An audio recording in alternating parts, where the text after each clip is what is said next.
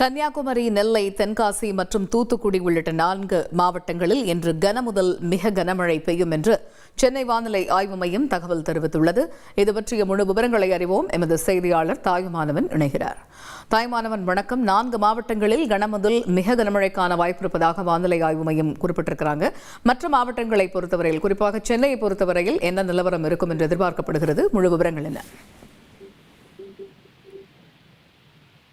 தமிழக கடலோர பகுதிகளை ஒட்டிய தென்மேற்கு வங்கடல் பகுதியில ஒரு வளிமண்டல கீழடுக்கு சுழற்சி என்பது நிலவி வருகிறது. இதன் காரணமாக இன்றைய தினம் தமிழகத்துடைய அநேக இடங்களிலும் புதுவை மற்றும் காரைக்கால் பகுதிகளில் இடி மின்னலுடன் கூடிய லேசானது முதல் மிதமான மழை பெய்யக்கூடும் என்றும், தென் மாவட்டங்களாக இருக்கக்கூடிய கன்னியாகுமரி, திருநெல்வேலி, தென்காசி மற்றும் தூத்துக்குடி ஆகிய 4 மாவட்டங்கள்ல கன முதல் மிக கனமழை பெய்ய வாய்ப்பு இருப்பதாகவும், விருதுநகர், சிவகங்கை, மயிலாடுதுறை, தஞ்சாவூர், திருவாரூர், நாகை, புதுக்கோட்டை மற்றும் ராமநாதபுரம் ஆகிய மாவட்டங்கள் மற்றும் காரைக்கால் பகுதிகளில் கனமழை பெய்யக்கூடும் என அறிவிப்பானது வெளியிடப்பட்டிருக்கிறது.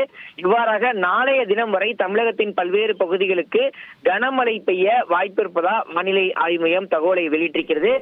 சென்னையை பொறுத்த மட்டில் அடுத்த 24 மணி நேரத்திற்கு வானம் பொதுவாக மேகமூட்டத்துடன் காணப்படும் என்றும், நகர்ல ஒரு சில பகுதிகளில் லேசான மழைக்கு வாய்ப்பு இருப்பதாக வானிலை ஆய்வு மையம் தகவலை வெளியிட்டிருக்கிறது.